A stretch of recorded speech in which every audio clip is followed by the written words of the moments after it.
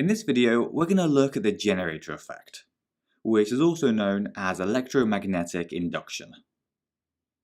To do this, let's imagine we have two magnets, with a magnetic field between them.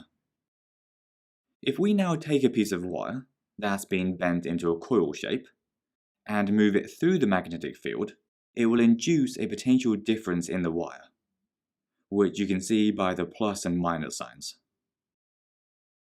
There are a couple of important things to notice here though. One is that whenever the wire stops moving, like it does whenever it reaches the top or the bottom, then the potential difference disappears.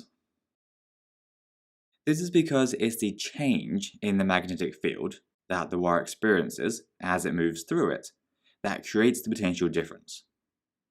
So if the wire is not moving, then there won't be any potential difference, because nothing's changing. The other thing to notice is that the direction of the potential difference swaps each time we change the direction, which is why the plus and minus signs keep switching around. Now, at the moment, we just have a piece of wire. We don't have an actual circuit. And so, even though there's a potential difference, it can't generate any current. However, if we joined the two ends together, so that we had a complete circuit, then the induced potential difference would generate a current, because electrons would be able to flow around the circuit. The same thing happens if we keep the wire still and instead move the magnets up and down. This is because the wire is still experiencing a change in the magnetic field, which remember is the key idea in electromagnetic induction. If we instead move the wire back and forth, like this though, then this time there won't be any induced potential difference or current, because the wire isn't actually experiencing a change in the magnetic field.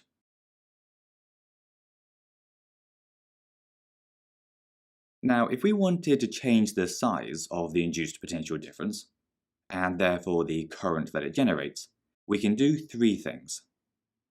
One is to change the strength of the magnetic field. For example, if we used stronger magnets, which produced a stronger magnetic field, then we'd induce a larger potential difference. The second is to move the wire, or the magnets, more quickly. The faster they move, the faster the magnetic field will change, and so the bigger the potential difference will be. The final change we can make is to shape the wire into a proper coil, so that it has multiple turns. And the more turns it has, the bigger the induced potential difference will be. So to summarize everything up to this point, when a wire experiences a change in magnetic field, a potential difference will be induced across the wire. And if the ends of the wire are connected to make a closed circuit, then a current will flow around the circuit. In addition, we can increase the strength of the induced current by increasing the strength of the magnetic field, increasing the speed that the wires or magnets move at, or by adding more turns to our coil. The very last thing we need to cover is how this concept works when we're moving a single magnet into and out of a coil of wire. Just like before, this movement of the magnetic field relative to the coil induces a potential difference in the coil. And because the circuit's complete, this generates a current. Also, like before, whenever we change the direction of the magnet, it changes the direction of the current. And we can also change the direction of the current by swapping the poles of the magnets, like if we were to turn it around the other way.